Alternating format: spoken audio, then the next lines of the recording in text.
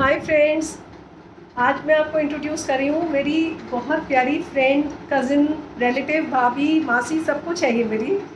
बहुत सारे रिश्ते हैं, एक्सप्लेन नहीं करने में, डिटेल्स में हम नहीं जाएंगे, but she is a wonderful orator, a wonderful teacher. है इनका नाम है Poonam Ashok Dang, and she will tell us a very beautiful story related with Ganesh Chaturthi, because today is Ganesh Chaturthi. So over to Poonam. नमस्कार।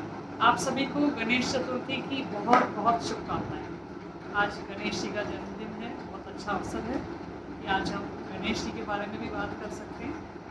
गणेश उत्सव की शुरुआत हमारे मराठा शासक छत्रपति शिवाजी महाराज ने शुरू किया था, माता जीजाबाई के साथ, क्योंकि उस समय मुगलों का शासन था और वो हिंदू धर्म को संगठित करना चाहते थे।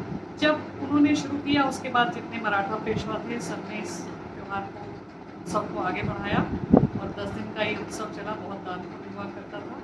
लेकिन जब ब्रिटिश हुकूमत आई तो उन्होंने हिंदुओं के सारे त्यौहार बंद कर दिए। बाद में बाल गंगाधर तिलक ने इसको दोबारा शुरू किया। पर गणेश जी को हम सर्वप्रथम पूजा करते हैं। हमारे बहुत सारे देवी देवता हैं। ऐसा हम क्यों करते हैं, इसके पीछे एक छोटी सी कहानी है। एक बार ये तय हुआ कि इतने देवी देवता हैं, तो सबसे पहले ऐसा कौन सा देवी या देवता होगा जिसकी सबसे पहले पूजा की जाए। तो शिव जी, भगवान शिव ने ये कहा कि ठीक है, हम एक दौड़ करते हैं, सभी देवी देवता अपना एक विश्व की परिक्रमा कर कर लौटेंगे और जो सबसे पहले लौट आएगा वो ही प्रथम पूज्य कहलाएगा। तो सारे देवी देवता तैयार हो गए और सब अपने अपने वाहन में, क्योंकि किसी का शेर, किसी का मोर, लेकिन गणपति जी का वाहन चूहा और गणपति जी का शरीर हम सब जानते हैं। चूहे का भी जानते हैं कि उसकी कैपेसिटी कितनी है। तो जब सब दौड़ में शामिल हो गए, दौड़ शुरू हो गई, सब चले गए, गणेश जी आराम से बैठकर मोदक खा रहे थे।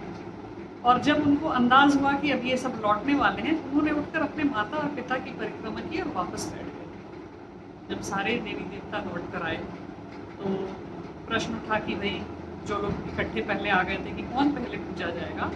लेकिन गणेश जी को ही शिव जी ने कहा कि गणपति जो है वो प्रथम पूज्य कहलाएंगे। तो सबने ऑब्जेक्शन किया कि भाई क्यों, ये तो यहाँ बैठ के मोदक खा रहे थे, ये तो हिले भी नहीं।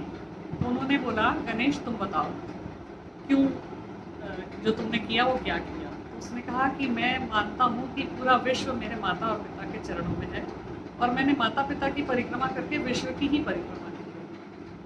तब शिव जी ने कहा कि क्योंकि इनकी बुद्धि बहुत तेज है और ये उस बात को समझते हैं कि माता और पिता का क्या स्थान होता है हमारे जीवन में, इसलिए गणेश को ही सर्वप्रथम पूज्य माना जाएगा, क्योंकि उन्होंने अपनी बुद्धि का इस्तेमाल किया और माता पिता को वो स्थान दिया जो एक बच्चे को अपने माता और पिता को देना चाहिए। इसलिए गणेश जी की पूजा सबसे पहले की जाती है। और इसी तारतम्य में मुझे एक कुम्हार की कहानी याद आ रही है, तो मैं आपको सुनाना चाहती हूँ।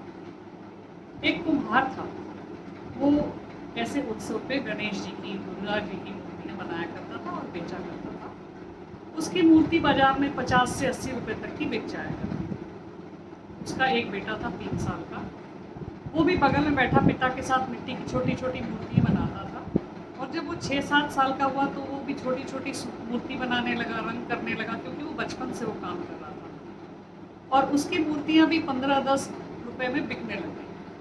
पिताजी उसकी मूर्तियाँ भी ले जाते, उसको भी साथ में ले जाते, उसको उत्साहित करते, उसकी मूर्तियों में उसको और इम्प्रूवमेंट करने के लिए बोलते। धीरे धीरे वो बच्चा 16, 17, 18 साल का हुआ और उसके पिता की जो मूर्तियाँ थी 50 से 80 रुपये में बिकती थी, उसकी 150 से 200 रुपये में बिकने लगी, क्योंकि उसका काम, उसका हाथ बहुत अच्छा था।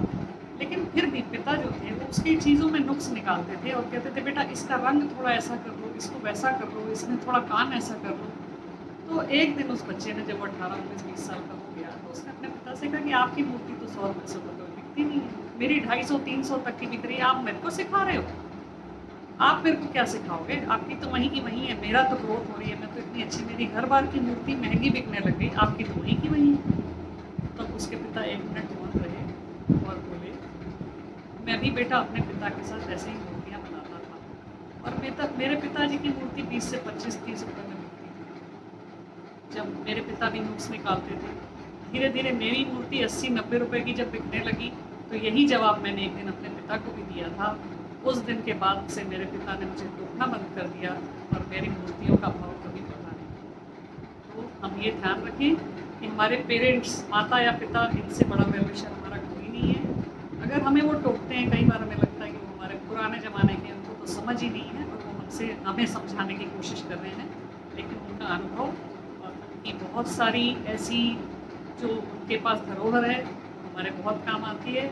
इसलिए हमें, मुझे लगता है संदेश आप सबको मिल चुका है कि हम गणेश चतुर्थी के दिन अगर गणेश जी को याद करते हैं तो हम ये याद रखें कि वो सबसे पहले क्यों पूजे जाते हैं, और हमको अगर अपने जीवन में बहुत तरक्की करनी है तो हम याद रखें कि हमें क्या करना है। धन्यवाद, नमस्कार। Thank you so much Poonam, इतनी प्यारी, इतने अच्छे लेसन वाली स्टोरी हम सबको सुनाने के लिए। तो व्यूअर्स, आपको ये स्टोरी कैसी लगी कमेंट करके ज़रूर बताइएगा।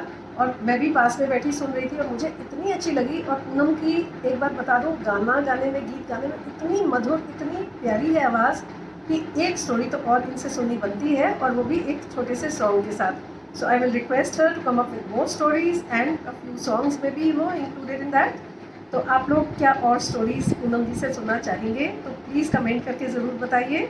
और अगर ये स्टोरी पसंद आई हो तो लाइक एंड सब्सक्राइब करना ना भूलें। Have a nice day.